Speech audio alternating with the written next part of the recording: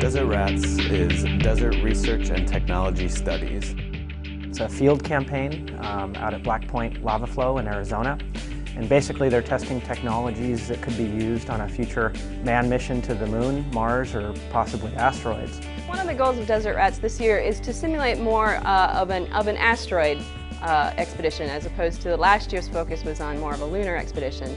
The big pieces we have in the field this year, again, are the space exploration vehicles, 1 and 2, and then also we have what we're calling this year the deep space habitat. So this is a large habitat where both the crew members would live, but also we have an analytical lab there with some new instruments, one of which is coming from Goddard this year, the VAPOR instrument.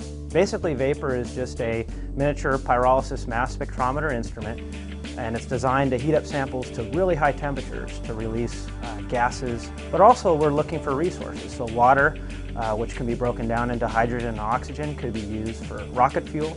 Astronauts could potentially drink the water even. And so these are the resources that we're looking for with VAPOR. As a crew member, I'm just one small part of the overall science team. So I'm the part that's in the field doing the field work. But there's a much larger portion of the science team that works in a science backroom that this year will be housed at Houston as well as over in Europe. So the science team supports all of the activities that we will be undertaking out in the field, and they really help direct us onto what steps to take next, and they have much more capability at looking at the data we've collected to help us do the best science we can while we're in the field.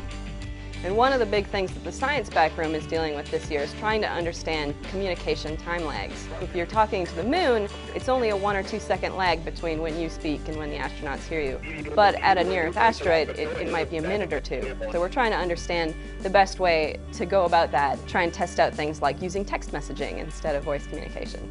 We'll also be testing XPED, which is Exploration Portable Electrostatic Device. And essentially what this is a portable electric field sensor that we could either attach to a suit on a human, or we can attach it to a rover, and essentially monitors the local electric field. So just like you can collect static charge when you're walking around on a carpet, you could also potentially collect electric static by walking around on the dusty lunar surface or an asteroid.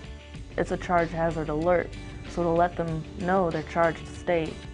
They can decide, hey, I'm not going to go touch that board or touch that piece of equipment because it might get destroyed. And if you're out in space, you don't want to be without your equipment. Desert Rats is always exciting. It's really cool to get on the ground and actually test out these things. I'm very optimistic that we're going to have a good year this year with VAPOR, and excited to be part of this expedition. This is a great team to work with, a great group of engineers and scientists. It's really a source of pride to be involved in this field test.